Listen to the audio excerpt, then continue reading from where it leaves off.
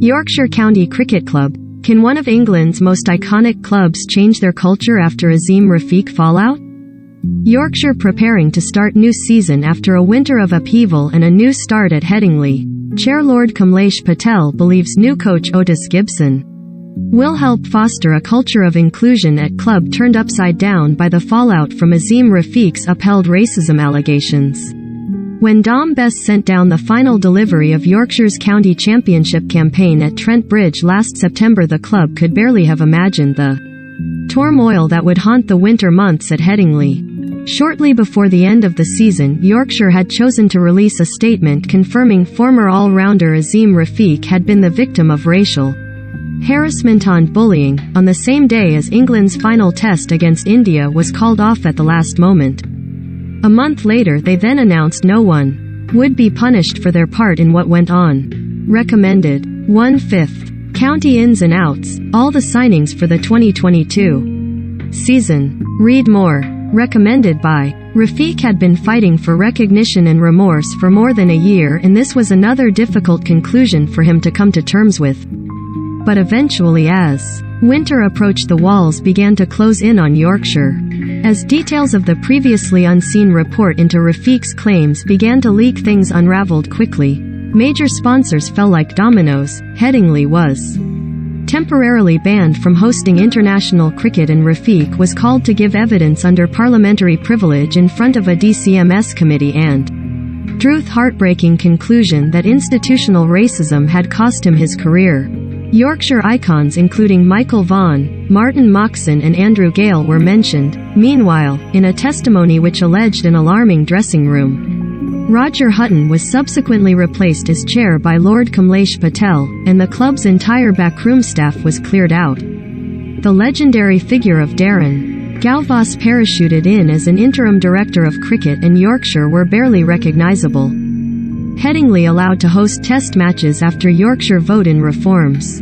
Gough felt his task was to improve morale on the cricket side of things, but that is an understatement. A host of fresh faces needed appointing, and the coaching staff was headed up by the West Indian Otis Gibson. Lord Patel believed Gibson would help foster a culture of inclusion, but even the Barbadian admitted he did have to consider whether Yorkshire was the right move to make. You always have to ask yourself, do you want to be a part of what you're hearing? But Yorkshire are still one of the best counties in the country, Gibson told Sky Sports News. The thing for me was to have a conversation with Darren Gough, a very passionate, proud Yorkshireman, about where he wants to take the club.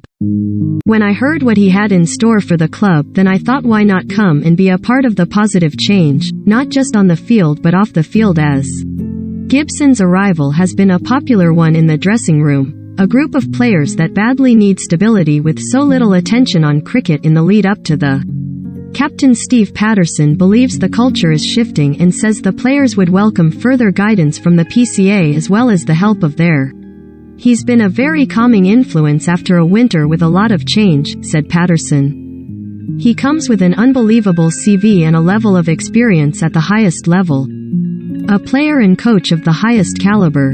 He's great value in the dressing. Gibson added, if I was walking down the street and someone said something to one of my mates I didn't like, I would say something. It's the same thing in the dressing room. If you don't think it's right, you have a responsibility to say, listen, that's a little across the line. Balance wants to meet Rafiq, but isn't ready yet.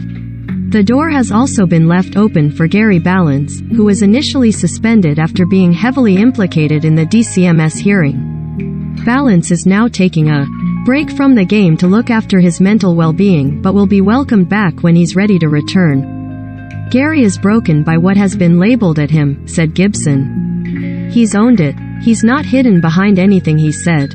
He's said some things he shouldn't. Mentally, he's not in a great place, so we're giving him some time.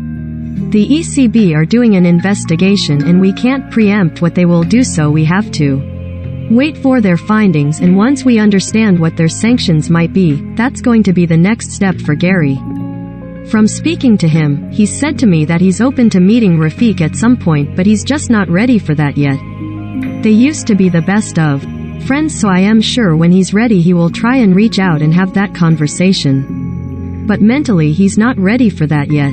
There was a genuine sense of relief from Patterson at the opportunity to speak about on-field matters at the club's pre-season media day. He spoke warmly of his pride at the England debuts handed to Yorkshire youngsters Harry Brook and Matt Fisher. But there are also those that returned from the international winter with a point to prove. David Malin and Dom Bess were victims of Andrew Strauss Caribbean cull following England's Ashes defeat. Gibson believes Malin now needs clarity on where his international future stands, whilst with a large block of championship cricket to start the summer. Gauhaus challenged Bess to prove he's the best off-spinner in the country. The best leg spinner in the country is undoubtedly Adil Rashid, and Gibson has been trying, albeit with little success so far, to convince him to return to red ball cricket. Rashid certainly won't feature in Yorkshire's first match at Gloucestershire next week, but the far more trivial matters of team selection will seem like welcome relief at the end of the period that brought the club to its knees.